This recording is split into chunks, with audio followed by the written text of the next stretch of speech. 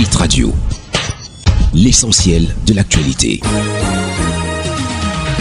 Madame, Messieurs, bienvenue au point sur l'actualité sur Hit FM 103 et Cam News 24. Organisation des producteurs de pétrole africains, John Gouté ouvre la session du Conseil des ministres. C'est le Cameroun qui abrite la 46e session ordinaire du Conseil des ministres de l'Organisation des producteurs de pétrole africains, en abrégé APO.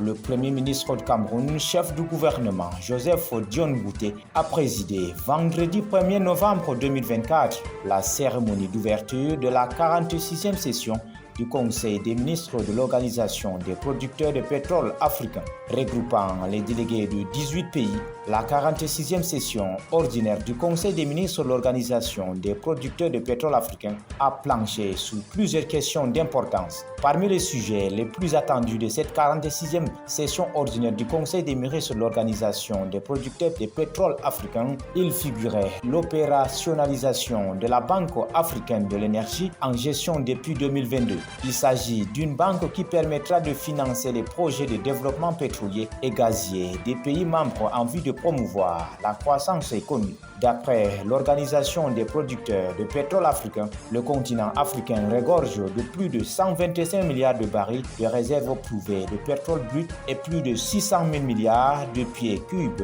de réserves prouvées de gaz. SOS, un taximan porté disparu à Yaoundé depuis 7 jours.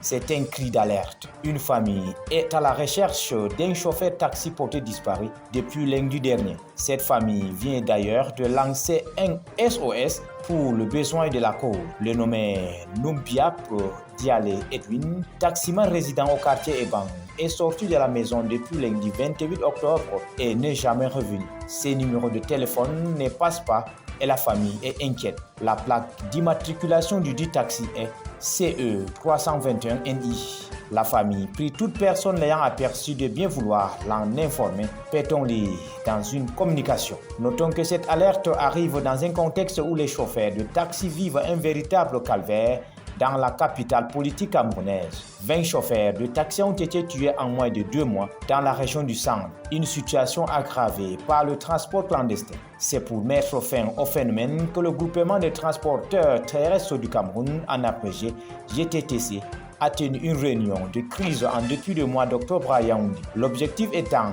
de prendre des mesures fortes pour pallier l'insécurité grandissante dans les transports par taxi. L'on se souvient qu'après cette rencontre, les forces de maintien de l'ordre et de sécurité avaient annoncé d'autres mesures musclées dans les prochains jours pour assainir l'insécurité galopante dans le transport par taxi.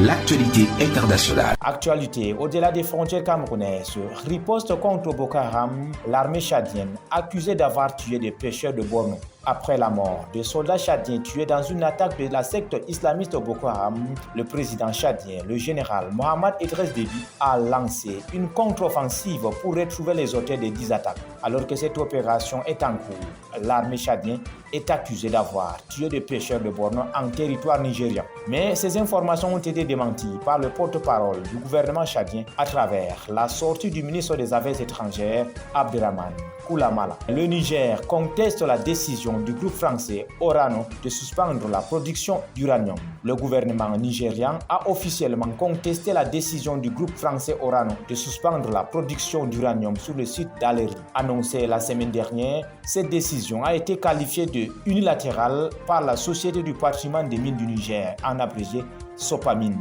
coactionnaire de la Société des mines de l'air. En effet, Orano a invoqué des difficultés financières et la fermeture de la frontière entre le Niger et le Bénin, qui bloque les exportations comme principale raison de cette suspension. Cependant, la Sopamine a déclaré ne pas avoir été consultée sur cette décision et a exprimé son désaccord, qualifiant cette suspension de manque de transparence et de violation des principes et pratiques essentiels à la gouvernance. Le gouvernement nigérian a également exprimé sa préoccupation concernant l'impact économique de cette suspension sur le pays, notamment en termes de perte d'emploi et de revenus fiscaux. La Sopamine a appelé à des discussions pour résoudre cette situation dans l'intérêt de toutes les parties prenantes. Voilà, madame, messieurs, c'est la fin de ce point sur l'actualité sur Hit FM 103 et Cam News 24. Merci de rester en compagnie de nos programmes qui se poursuivent. Hit Radio, une info d'avance.